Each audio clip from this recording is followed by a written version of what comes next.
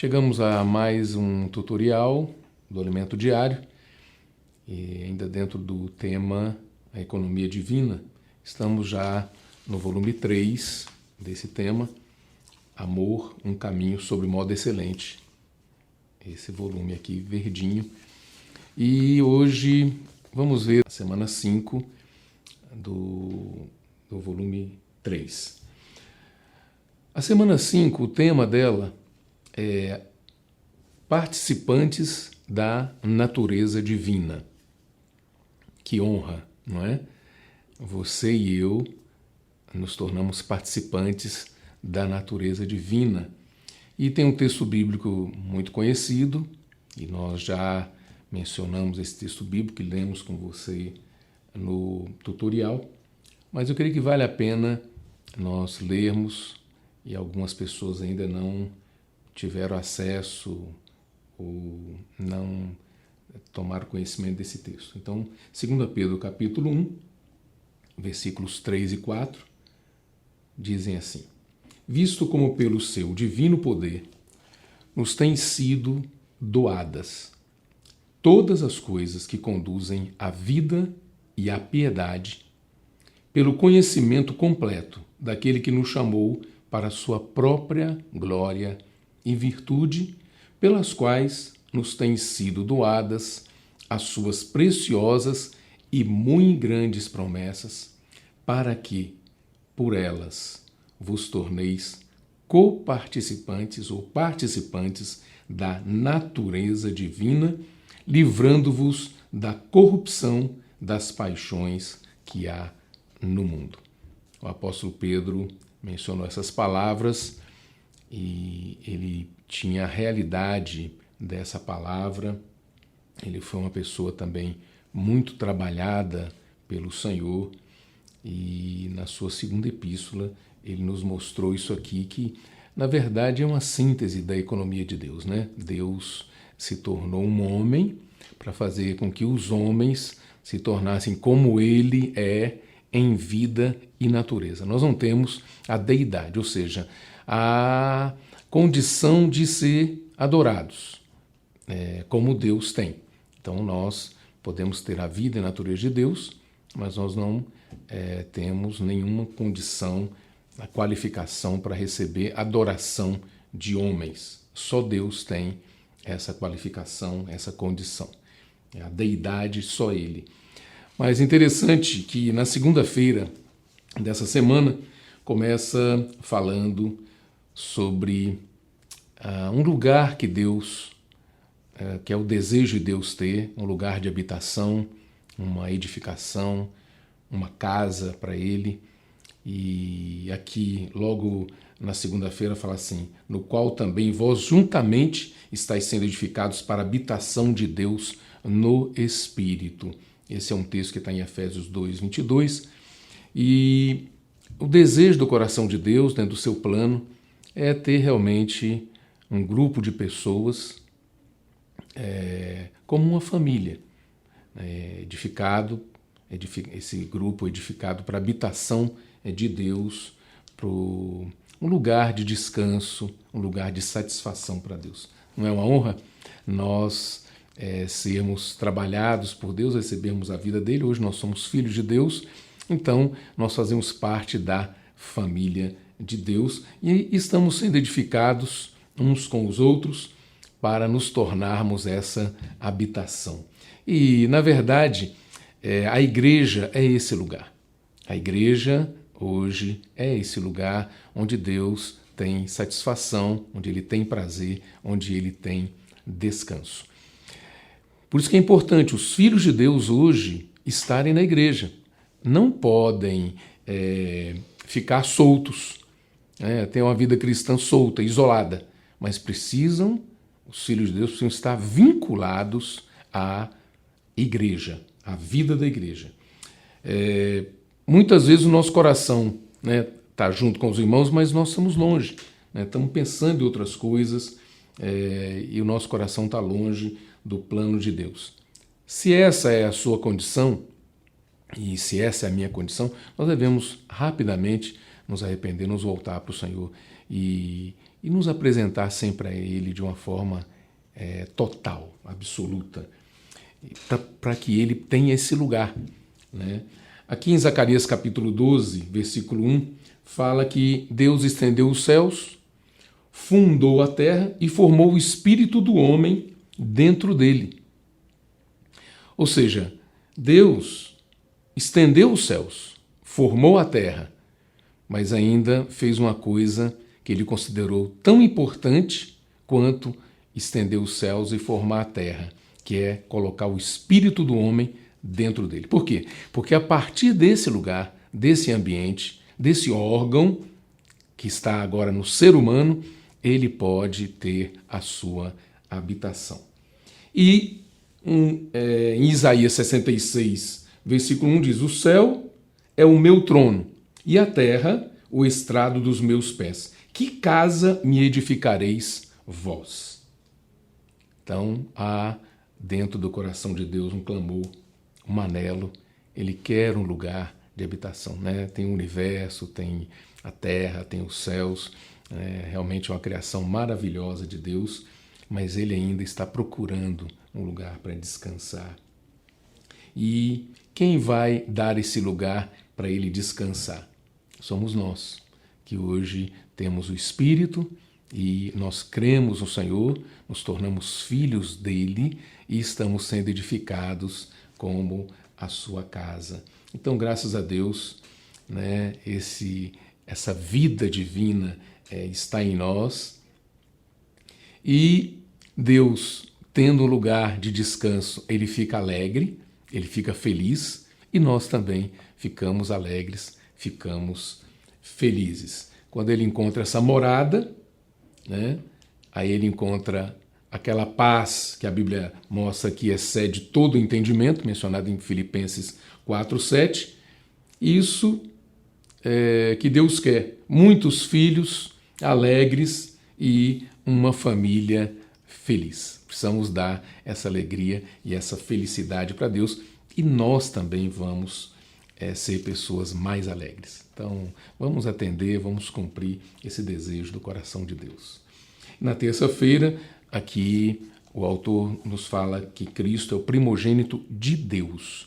Como primogênito de Deus, ele, na verdade, abriu um caminho para nós entrarmos, né? Ele foi andando, trilhando esse caminho, passou por tudo aquilo que um ser humano passa, e ele é o primogênito de Deus. Quer dizer, ele não é mais o unigênito, é o primogênito porque ele passou a ter muitos irmãos. Deus passou a ter muitos filhos a partir dele. E ele sabe como aquele que passou por tudo o que nós passamos hoje, ele sabe o que você está passando.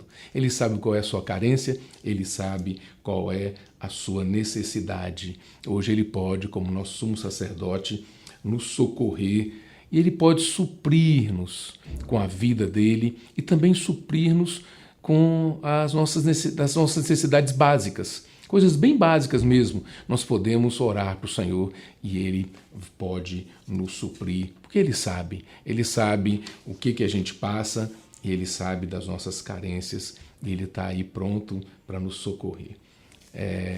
Isso aí faz parte também desse ambiente maravilhoso que o Senhor nos colocou, né, que é a igreja, e cada vez mais nós estamos entendendo esse Deus, conhecendo a vontade dele. Na quarta-feira, eu gostaria de ler o versículo da quarta-feira para vocês. E assim como trouxemos a imagem do que é terreno, devemos trazer também a imagem do celestial. Quando nós nascemos dos nossos pais biológicos, nós trouxemos não só a imagem dos nossos pais biológicos, mas nós trouxemos a imagem do velho Adão, que é uma herança que todo homem recebeu, é um legado, aquela natureza caída, todo homem recebeu. Mas, aleluia, nós também temos uma outra imagem. Nós recebemos uma nova vida, uma nova natureza, que é a natureza divina, é a natureza de Deus. E nós, no nosso dia a dia, precisamos também manifestar essa vida e essa nova natureza que nós ganhamos. Quanto mais nós desfrutarmos do Senhor no nosso dia a dia, mas essa vida vai crescer em nós, vai aumentar em nós. E quando nós abrimos a nossa boca para falar alguma coisa, quando nós agirmos, fizermos alguma coisa, nós vamos expressar e vamos manifestar Deus no nosso dia a dia. É muito interessante isso, né? Os nossos pais, nós ganhamos aquele DNA, né, que vai falar o que a gente é, vai determinar o que a gente é. E, do ponto de vista de Deus, nós também ganhamos um DNA divino, né?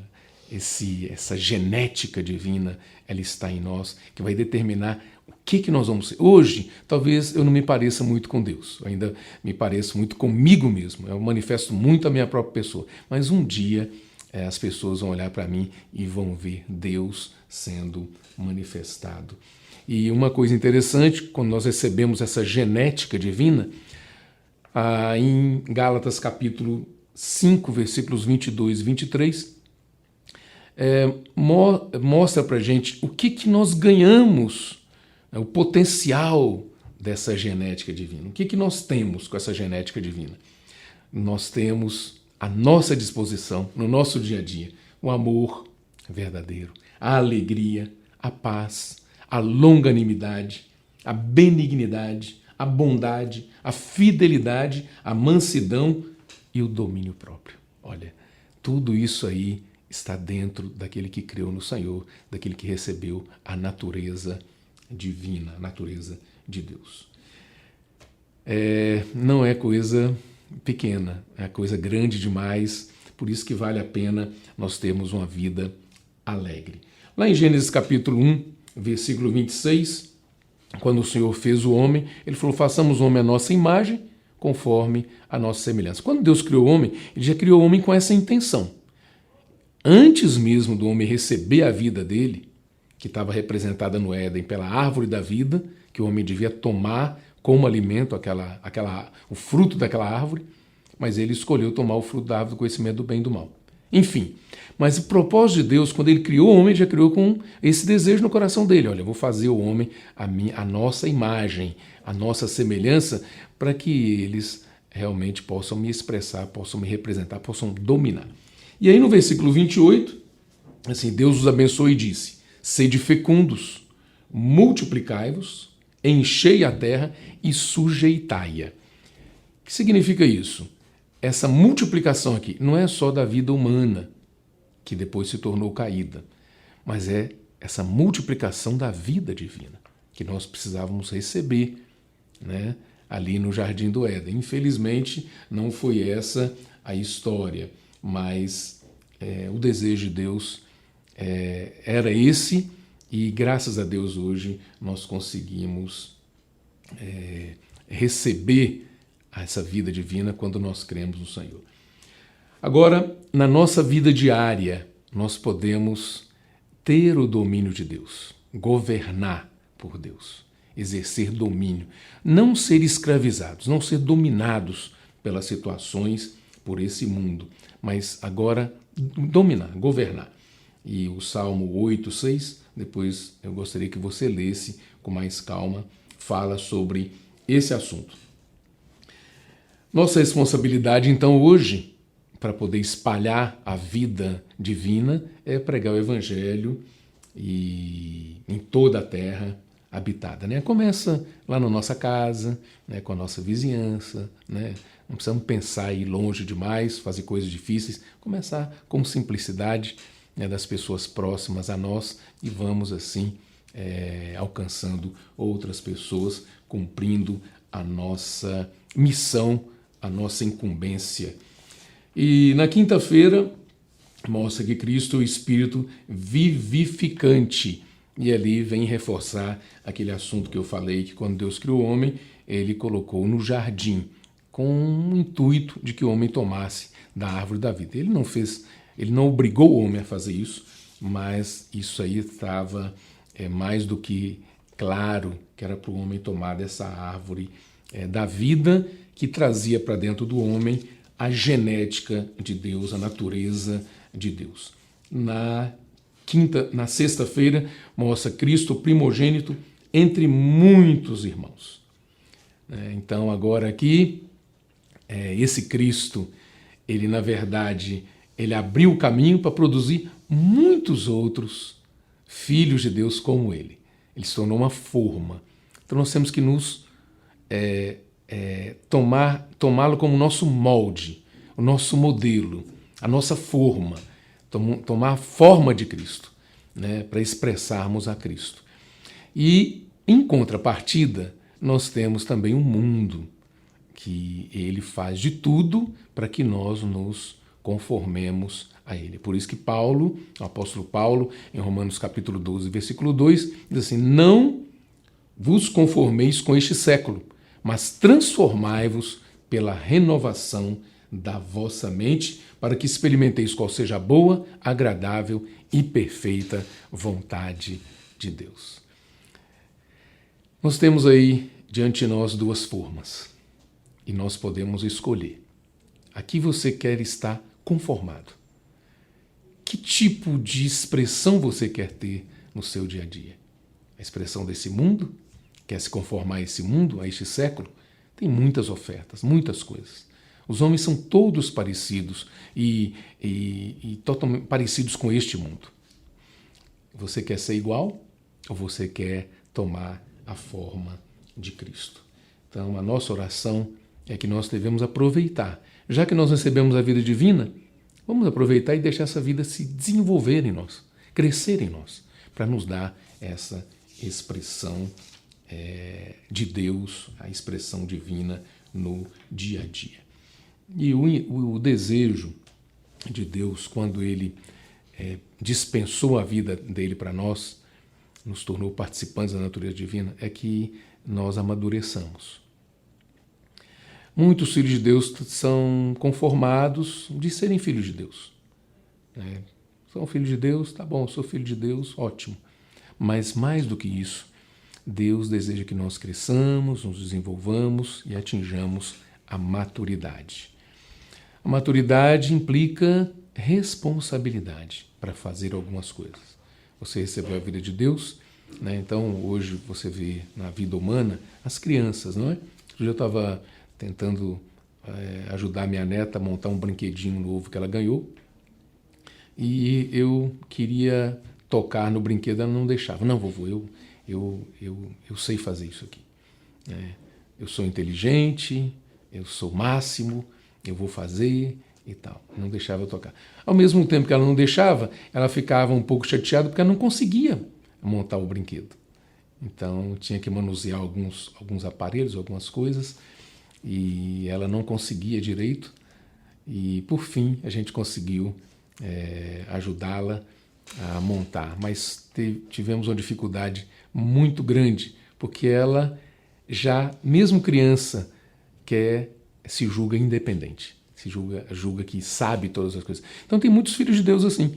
Hoje, Deus quer cooperar, Deus quer participar da vida dele. Não, deixa que eu faço. Isso aqui eu me viro. Aí depois, quando estão num aperto, aí gritam pelo nome de Deus. Então nós precisamos, já desde cedo, depender do Senhor, invocar o nome do Senhor, deixar o Senhor mexer na nossa vida, nos ajudar. Venha, Senhor, venha me ajudar aqui. Aí nós vamos crescendo e vamos até atingir a maturidade. Com a maturidade nós não teremos só a vida de Deus, mas Ele vai poder nos dar responsabilidade e, por fim, nós vamos poder herdar tudo que Ele preparou. Nós vamos ajudar o nosso Deus a administrar as suas riquezas. Isso só é possível obtendo a maturidade espiritual. No final da primeira parte de 2 Pedro capítulo 1, mostra que aquelas coisas que fazem parte da natureza divina, que agora se tornaram nossas, elas aumentando em nós, vão fazer com que nós sejamos pessoas ativas e frutíferas e vai nos permitir a entrada no reino eterno do Senhor e Salvador Jesus Cristo. Então, o nosso encorajamento nesse tutorial dessa semana é que possamos crescer, desenvolver, deixar a vida divina aumentar em nós pouco a pouco, a natureza divina aumentar. Nós vamos ganhar mais poder, mais autoridade de Deus e sem dúvida nenhuma, Ele vai ter a sua expressão em todo o nosso viver.